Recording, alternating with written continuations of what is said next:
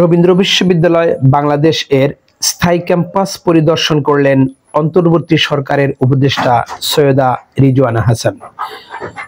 সাথে ছিলেন সিরাজগঞ্জ জেলার সম্মানিত জেলা প্রশাসক, পুলিশ সুপার, উপজেলা নির্বাহী কর্মকর্তা ও শাহজাদপুর থানার ভারপ্রাপ্ত কর্মকর্তা। উপস্থিত ছিলেন রবীন্দ্র বিশ্ববিদ্যালয়ের ভিসি মহোদয়, প্রভিসি মহোদয়, ট্রেজারার সহ অন্যান্য কর্মকর্তাবৃন্দ। আরো উপস্থিত ছিলেন শতাধিক সাংবাদিক ও রবীন্দ্র বিশ্ববিদ্যালয়ের শিক্ষার্থীবৃন্দ। উল্লেখ্য যে স্থায়ী ক্যাম্পাসের জমির পরিমাণ 225 একর।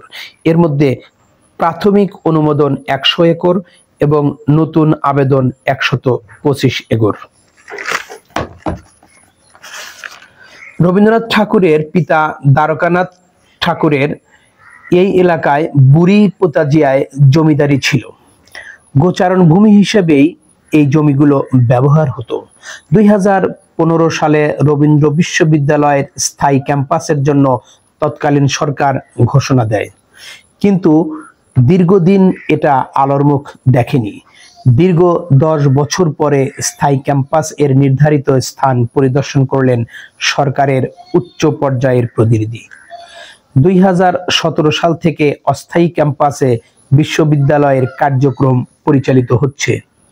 বুড়ি পোতাজিয়া নামক স্থানে 3টি নদীর মোহনায় নৈসর্গিক সৌন্দর্য পরিমণ্ডিত রবীন্দ্রনাথ ঠাকুরের জমিদারির 225 একর জমির উপরে এই ক্যাম্পাস হতে যাচ্ছে। উল্লেখ্য যে 7 মে 2025-এ একনেকে স্থায়ী ক্যাম্পাসের জন্য প্রকল্প অনুমোদন দেওয়া হয়। প্রকল্পের মেয়াদ 2029 সাল পর্যন্ত, আর প্রকল্প বাস্তবায়নের খরচ ধরা হয়েছে 519 কোটি 15 লক্ষ টাকা। ইতিপূর্বে প্রতিষ্ঠার 8 বছরেও স্থায়ী ক্যাম্পাস না হওয়ায় 2025 এর জানুয়ারি থেকে টানা আন্দোলন করেন রবীন্দ্র বিশ্ববিদ্যালয়ের শিক্ষার্থীরা। তাদের সাথে একাত্ম হয়ে অংশ নিয়েছিল শাহজাদপুরের ছাত্র এবং জনতা। দীর্ঘ আন্দোলনের ফলশ্রুতিতে রবীন্দ্র বিশ্ববিদ্যালয়ের স্থায়ী ক্যাম্পাস নির্মাণ হতে যাচ্ছে।